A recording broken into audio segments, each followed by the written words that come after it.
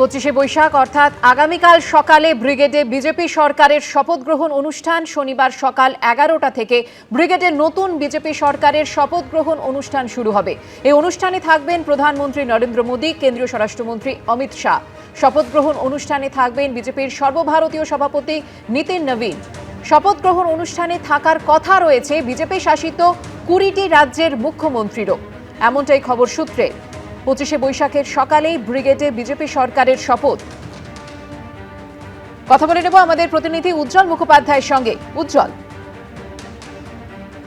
এটা হচ্ছে যে ঐতিহাসিক ঘটনা, স্বাধীনতার পর এই প্রথম কোন সরকার তারা ব্রিগেডে শপথ নেবে এবং আগেই বিজেপি ঘোষণা করেছিল তাদের যে শেষ ব্রিগেড সমাবেশ হয়েছিল প্রধানমন্ত্রীকে সামনে রেখে, সেখান থেকেই তাদের ঘোষণা ছিল যে তারা যদি সরকার গঠন করতে পারে তাহলে ব্রিগেডে লক্ষাধিক মানুষের উপস্থিতিতে তারা শপথ নেবে এবং সেটা আগামী শনিবার দিনকে সকাল 11টায় সেই শপথ গ্রহণ অনুষ্ঠান।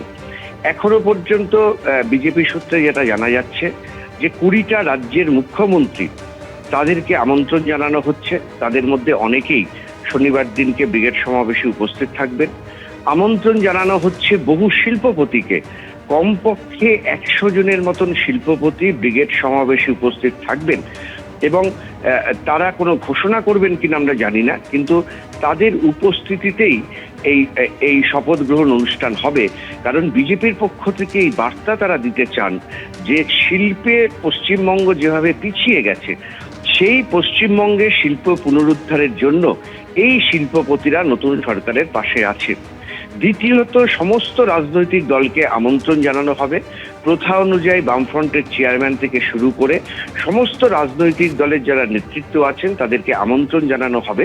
কারণ এই প্রোগ্রামটা, এই কর্মসূচিটা কিন্তু অরাজনৈতিক একটি কর্মসূচি হিসেবেই চিহ্নিত হয় এবং শেষ পর্যন্ত ব্রিগেড সমাবেশে বামফ্রন্টের চেয়ারম্যান থেকে শুরু করে অন্য রাজনৈতিক দলের নেতৃত্ব কতটা হাজির থাকেন সেটাও কিন্তু দেখার।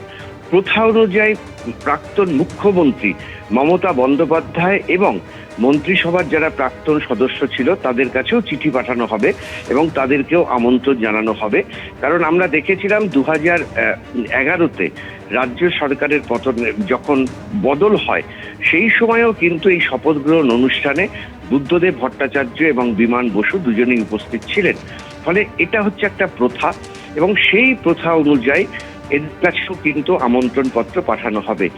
এছাড়া বিজেপির প্রধানমন্ত্রী, স্বরাষ্ট্রমন্ত্রী তো আছেনই, এছাড়া বিজেপির যে নেতৃত্ব যারা দিনের পর দিন এখানে প্রচারে এসেছেন, 2021 সালে প্রচারে এসেছেন, 2026-এ প্রচারে এসেছেন, তাদের প্রত্যেকের কাছে আমন্ত্রণ পত্র পাঠানো হবে রাজ্য বিজেপির পক্ষ থেকে এবং প্রধানমন্ত্রী, স্বরাষ্ট্রমন্ত্রীর উপস্থিতিতে নতুন মুখ্যমন্ত্রী সহ যারা রয়েছেন নতুন মন্ত্রিসভা তারা কিন্তু সেখানে শপথ নেবেন।